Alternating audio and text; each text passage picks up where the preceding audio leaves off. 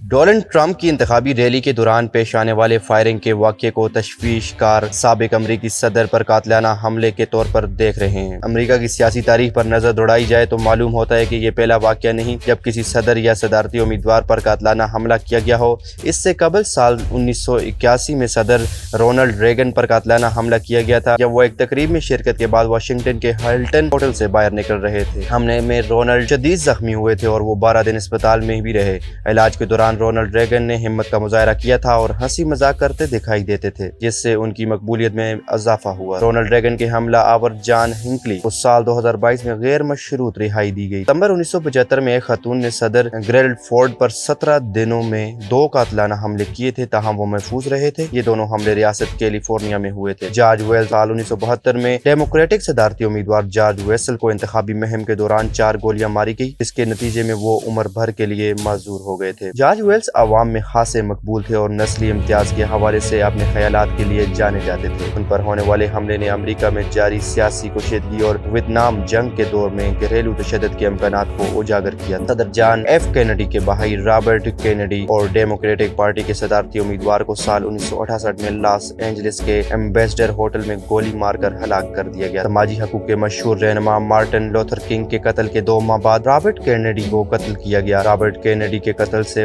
1968 کی صدارتی دوڑ پر گہرے اثرات مرتب ہوئے۔ اس کے چند سال قبل 1963 میں صدر جان ایف کینیڈی کو ٹیکساس میں گولی مار کر قتل کر دیا تھا جب وہ گاڑی میں اپنی اہلیہ کے ساتھ سوار تھے۔ واقعے کی تحقیقات کرنے والے وارن کمیشن نے 1964 میں یہ نتیجہ اخذ کیا کہ حملہ آور لی ہاروے آسولوڈ اکیلے اس کو قتل میں ملوث۔ سال 1933 میں نو منتخب صدر فرینکلن روزویلٹ پر ریاست فلوریڈا کے شہر میامی میں قاتلانہ حملہ کیا گیا تھا۔ فرینکلن روزویلٹ اس حملے میں محفوظ رہے تھے تاہم شکاگو کے میئر اینٹون سرماک گولی لگنے سے ہلاک ہو گئے تھے۔ امریکہ کے 25ویں صدر ولیم میکنلی پر 6 ستمبر 1901 کو قاتلانہ حملہ ہوا تھا۔ صدر میکنلی نیو یارک میں ایک تقریب سے خطاب کے بعد عوام میں گل مل رہے تھے کہ حملہ آور نے ان کے سینے پر اور پیٹ پہ 2 گولیاں ماری۔ صدر میکنلی کو فوراً اسپتال پہنچایا گیا تاہم ایک ہفتے بعد وہ جان کی بازی ہار گئے۔ امریکہ کے 16ویں صدر ابراہم لنکن کو 14 اپریل 1965 کی شام کو واشنگٹن کے فورڈز تھیٹر میں قاتلانہ حملے کا نشانہ بنایا گیا تھا۔ ابراہم لنکن کو سر میں گولی ماری تھی اور اگلے دن ان کی موت واقع ہو گئی۔